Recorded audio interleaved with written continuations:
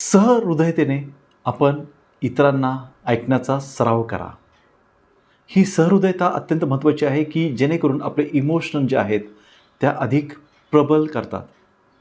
ज्यावेळेस आपण इतरांना सहजपणे आणि पूर्ण लक्षपूर्वक ऐकतो, त्यावेळेस आपल्या ज्या भावना आहेत त्या अतिशय चांगल्या होतात.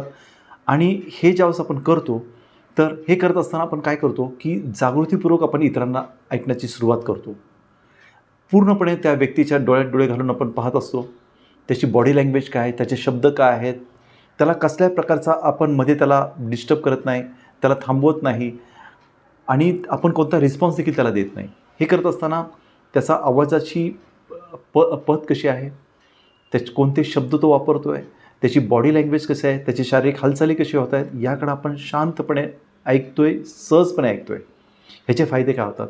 तर ह्याचे फायदे होतात, की आपले एक परस्परांचे जे संबंध आहेत ते अधिक दृढ होतात, विश्वासपूर्वक होतात, सौहार्दाचे होतात.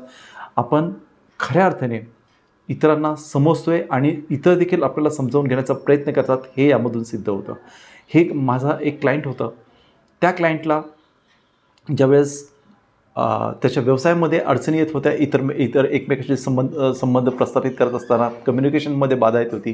ज्यावेळेस हे टेक्निक्स ज्यावेळेस त्यांनी अप्लाय करायला सुरुवात केली, ज्यावेळेस मी त्याशी डिस्कस केलं आणि ज्यावेळेस हे कंटिन्यूअसपणे त्यांनी अप्लाय करायला सुरुवात केली, इफेक्टिव्ह लिसनिंग किंवा ज्याला ॲक्टिव्ह लिसनिंग म्हणतो, त्यावेळेस जे परस्परांचे जे गैरसमज होते, ते कळत नकळत जे गैरसमज निर्माण झालेले होते, ते इथं कमी कमी झाले आणि त्यांच्यातली जे आत्मभाव जो आहे, जे आपुलकी आहे, प्रेम आहे, ते अधिक दृढ होत गेलं. त्यांच्यातला परस्परांचा जो विश्वास आहे तो अधिक दृढ होत गेला.